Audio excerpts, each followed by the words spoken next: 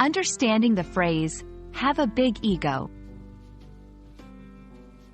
Hello everyone. Today, we're going to explore a fascinating English phrase, have a big ego. Understanding such phrases can greatly enhance your English skills, especially when engaging in conversations with native speakers. So, let's dive into what it means to have a big ego and how you can use this phrase in your daily English. Have a big ego is an idiomatic expression in English. It describes a person who has an inflated sense of self-importance or self-esteem. This isn't just about having confidence. It's about an excessive level of self-admiration that often comes across as arrogance or self-centeredness.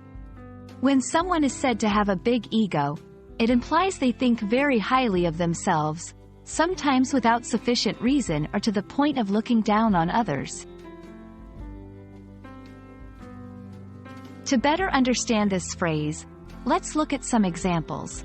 1. John always talks about his achievements and rarely listens to others. He certainly has a big ego. 2.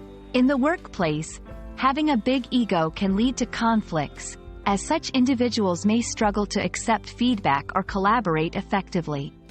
These examples show how the phrase can be used in various contexts to describe someone's personality traits, especially in social or professional settings. Now that you know what it means, let's learn how to use it. In conversation, you can use this phrase to describe someone, but be mindful as it often carries a negative connotation.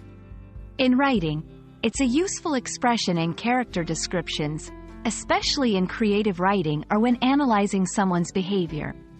Remember, while it's a descriptive phrase, it's best used judiciously to avoid offending others.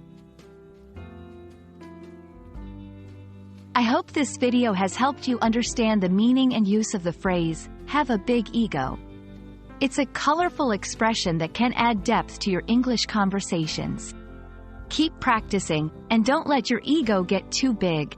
See you in the next video.